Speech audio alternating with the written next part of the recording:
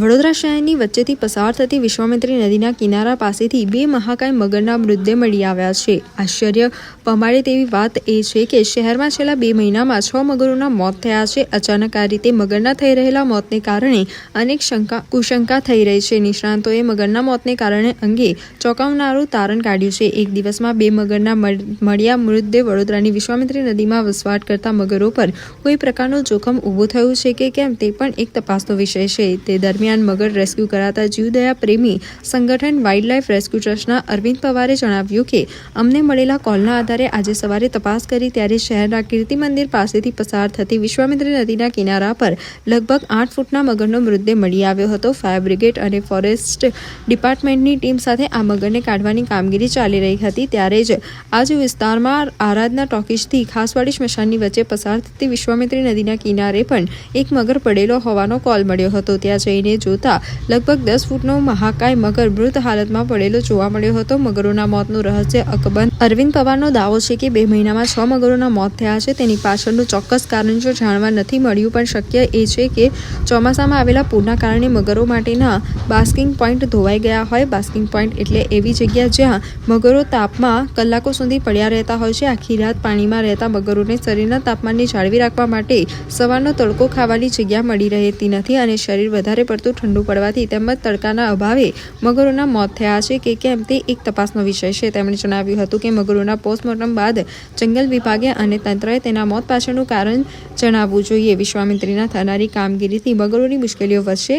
જીવદયા પ્રેમી અરવિંદ પવારનું કહેવું છે કે પૂરની સમસ્યાનો ઉકેલ લાવવા માટે હવે વિશ્વામિત્રીને પહોળી અને ઊંડી કરવાની કામગીરી શરૂ થઈ છે અને આ માટે વિશ્વામિત્રી નદીમાં સેંકડો જેસીબી મશીનો ઉતારવામાં આવી રહ્યા છે। આ કામગીરીથી નદીમાં રહેતા મગરો માટે જગ્યાની વધારેની અછત સર્જાશે।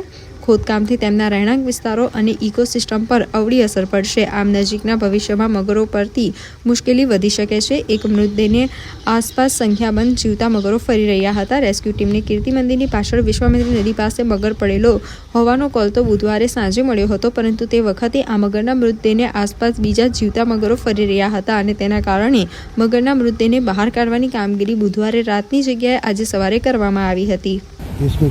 આ કીર્તિ મંદિરની પાછળના ભાગે વિશ્વામિત્રી છે ત્યાં ગાડી અમારે ડબ્લ્યુઆરટીના વોલેન્ટિયરનો ફોન મળ્યો હતો ત્યાં એક મગર મરેલી હાલતમાં દેખાય છે। ફાયર બ્રિગેડની મદદથી મગર બહાર કાઢ્યો છે।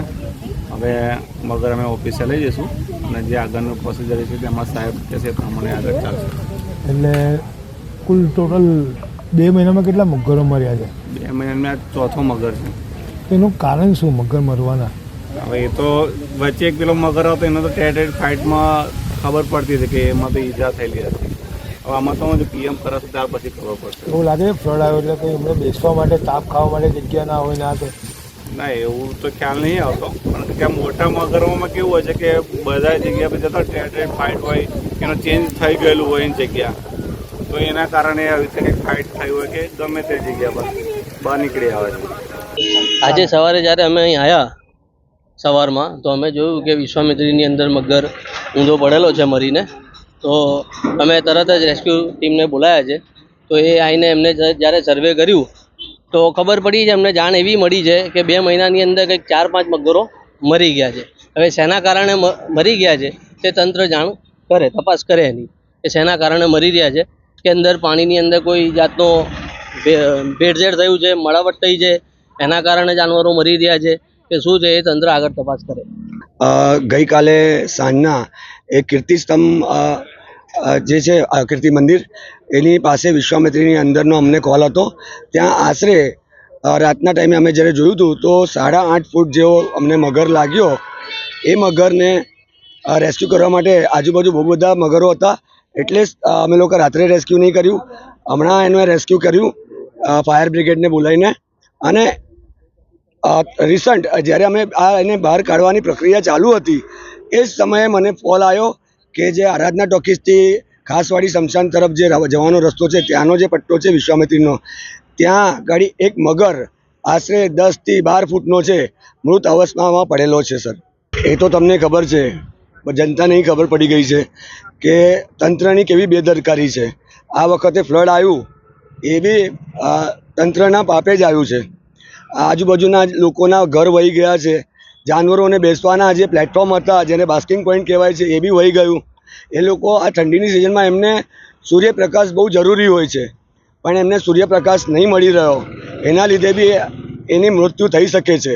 હવે પોસ્ટમોર્ટમ પછી કોઈ દિવસ ફોરેસ્ટ ડિપાર્ટમેન્ટે આંકડો બહાર નહીં પાડે, માહિતી બહાર નહીં આલી કે કયા કારણસર એ મરી રહ્યા છે. આ 2 મહિનામાં આ 5 થી 6 મગર મર્યા છે.